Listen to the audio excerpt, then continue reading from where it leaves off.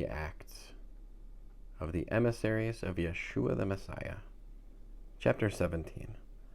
After passing through Amphipolis and Apollonia, Shaul and Sila came to Thessalonica, where there was a synagogue.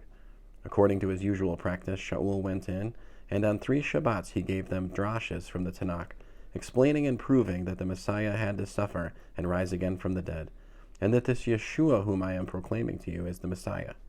Some of the Jews were persuaded and threw in their lot with Shaul and Sila, as did a great many of the Greek men who were God-fearers, and not a few of the leading women. But the unbelieving Jews grew jealous, so they got together some vicious men from the riffraff hanging around in the market square, collected a crowd, and started a riot in the city. They attacked Jason's house, hoping to bring Shaul and Sila out to the mob. But when they didn't find them, they dragged Jason and some other brothers before the city authorities and shouted, "These men who have turned the whole world upside down have come here too, and Jason has let them stay in his home.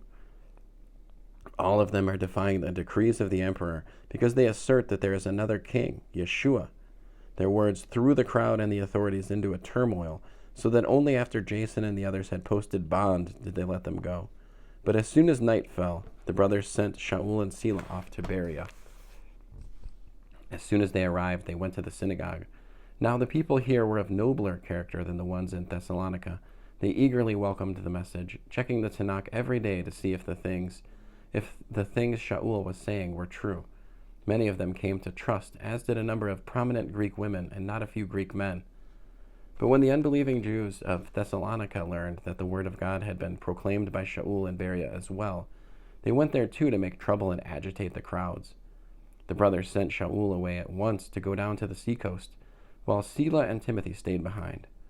Shaul's escort went with him as far as Athens, then left with instructions for Sila and Timothy to come as quickly as they could. While Shaul was waiting for them in Athens, his spirit within him was disturbed at the sight of the city full of idols. So he began holding discussions in the synagogue with the Jews and the God-fearers, and in the market square every day with the people who happened to be there. Also a group of Epicurean and Stoic philosophers started meeting with him. Some asked, "What is this babbler trying to say?" Others, because he proclaimed the good news about Yeshua and the resurrection, said, "He sounds like a propagandist for foreign gods." They took and brought him before the high council, saying, "May we know what this new teaching is that you are presenting? Some of the things we are hearing from you strike us as strange, and we would like to know what they mean." All the Athenians and the foreigners living there used to spend their spare time talking or hearing about the latest intellectual fads.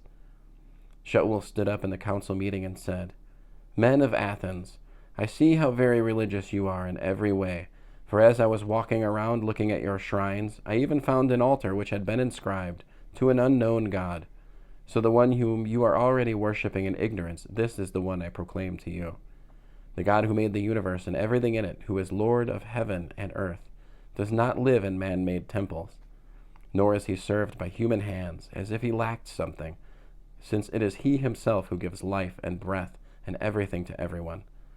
From one man he made every nation living on the entire surface of the earth, and he fixed the limits of their territories and the periods when they would flourish. God did this so that people would look for him and perhaps reach out and find him, although in fact he is not far from each one of us. For in him we live and move and exist. Indeed, as some of the poets among you have said, we are actually his children. So, since we are children of God, we shouldn't suppose that God's essence resembles gold, silver, or stone shaped by human technique or imagination. In the past, God overlooked such ignorance, but now he is commanding all people everywhere to turn to him from their sins. For he has set a day when he will judge the inhabited world and do it justly, by means of a man whom he has designated, and he has given public proof of it by resurrecting this man from the dead."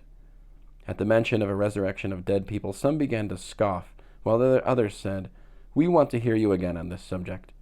So Shaul left the meeting, but some men stayed with him and came to trust, including the high council member Dionysius. There was also a woman named Damaris, and others came to trust along with them. End of Acts, chapter 17.